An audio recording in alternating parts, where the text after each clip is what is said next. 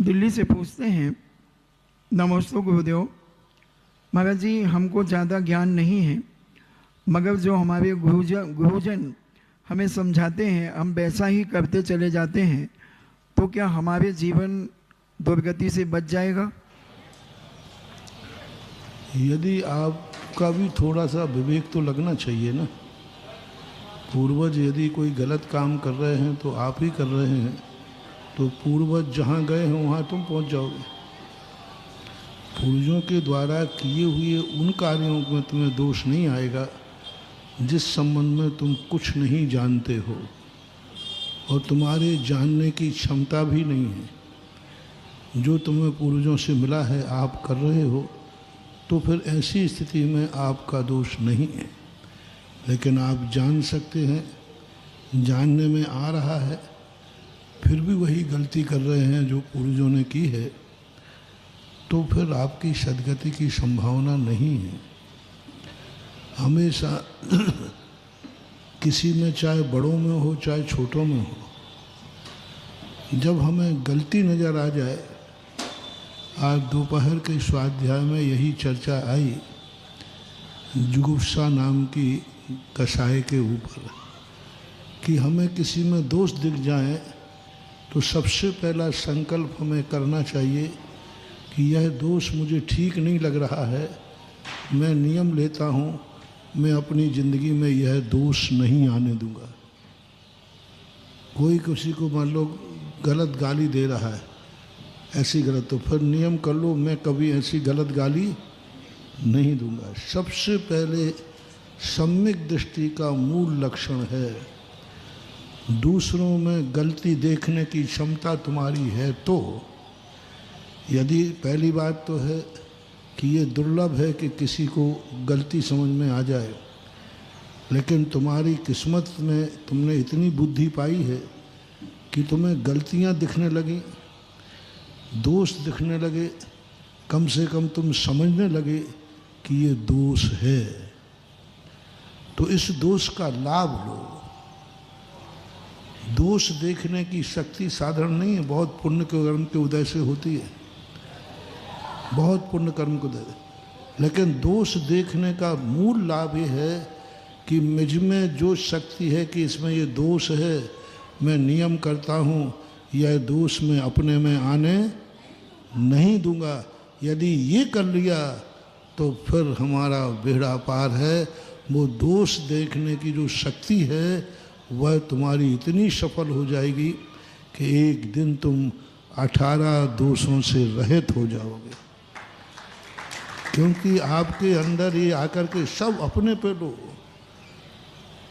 फिर दूसरा नंबर यदि सुधर जाता है तो ठीक है, नहीं तो एक फ़ायदा तो हुआ दूसरे की गलती देखने का कि वो सुधरे या नहीं सुधरे, मैं खुद तो सुधर गया।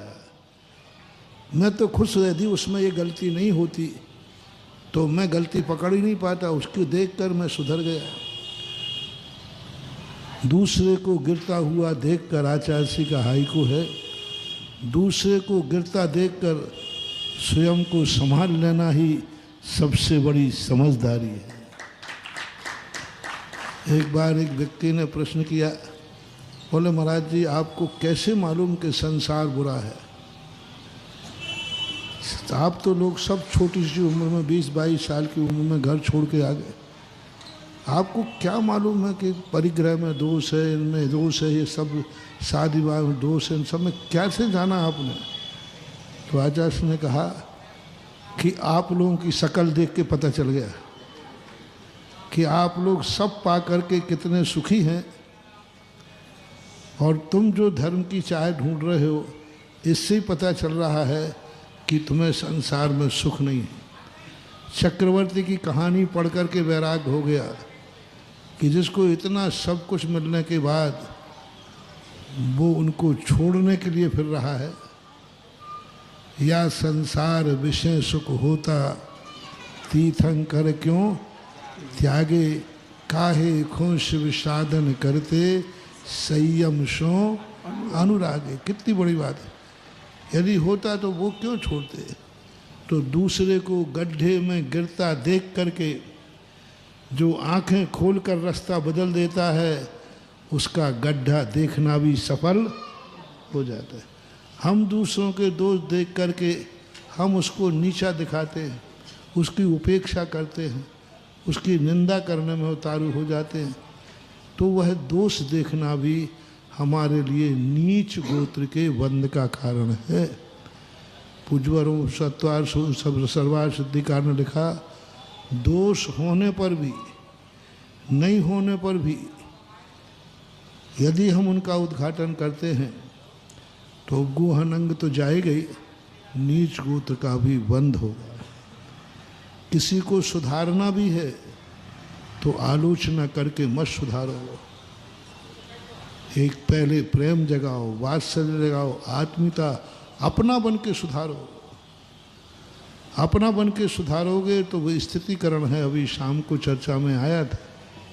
अपना बन के सुधारो, कुछ खोकर के सुधारो, तो वह सामने वाला तुम्हारा अवभाग्य मानेगा। और तुम डंडे के बल पर सुधारोगे तो वो तो सुधरना नहीं है, उल्टा डंडा और तुम्हारे माथे पे मारेगा, बैरोध बन जाएगा, जो बैर जन्म जन्म के लिए बैर हो जाएगा। आजकल महानुभाव दुश्मनी से ही बैर नहीं बनता, दूसरों के दोष देख करके तुम बोलोगे तो वो तुम्हें दुश्मन मानने लग जाएगा। तुम भली दुश्मनी नहीं करो, लेकिन वो सामने वाला ऐसा दुश्मन मानेगा कि जन्म जन्मांतरों तक तुम्हारा बैरी बन जाएगा। इसलिए सबसे पहले आत्मीयता जगाओ, उसके सुधारना है। मान लो तुम्हारे मन में भाव है तो उसके प्रति समर्पित हो जाओ, उसके प्रति लगा दो जी जान, समर्पित कर दो सब कुछ। जैसे हमारे विष्णु को बारी सेन महाराज ने अपने मित्र को सुधारना चाहे, 12 साल लगा दिए, अपनी सारी एनर्जी, सारी ताकत उसको अपना मित्र माना। दुश्मन बन के मत सुधारो, मित्र बन के सुधारो तो शायद वो सुधर जाएगा। हम दुश्मन बन के सुधारते हैं, मैं इसको घर पे नंगा करूंगा, इसको बोलते ब्लैकमेलिंग। किसी के दोष आने पर उसको जगत में उजागर करना, आपकी आज की भाषा में क्या बोलते हैं, ब्लैकमेलिंग। इसको ऐसा करूंगा कि जिससे ये दोबारा कुछ भी नहीं कर पाए। तो दंड के बल पर और आलोचना के बल पर आज तक कोई सुधरा नहीं। जो आज सुबह कहा था ना, ऐसा देश है जहाँ कोई पाप नहीं होते। क्यों नहीं होते? वहाँ रात में कोई ताले नहीं लगाते, कोई वहाँ धर्मात्मा नहीं है।